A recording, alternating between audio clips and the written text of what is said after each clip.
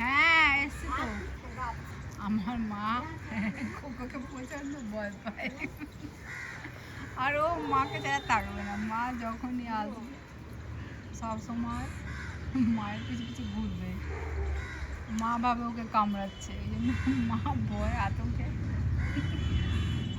আমার ব্যাপারটা বেশ ভালো লাগে, এনজয় করি আমি।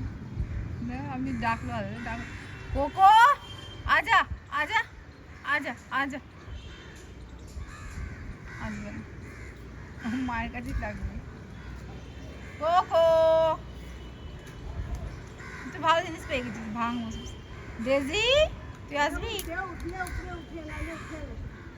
না? ওঠে না। হ্যাঁ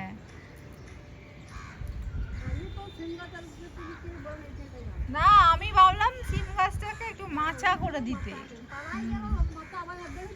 কালকে করাবো।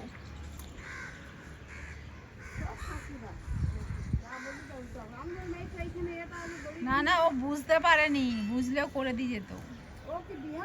হ্যাঁ হ্যাঁ, ও বিহারি, সব বিহারি আমার কপালে জোটে। কি বিহারে হলে কি হবে, পরিশ্রমী খুব।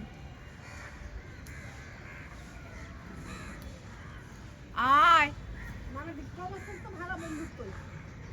বিক্রম তো নেই, তাই ওই জন্য কোথায় গেছে কে জানে।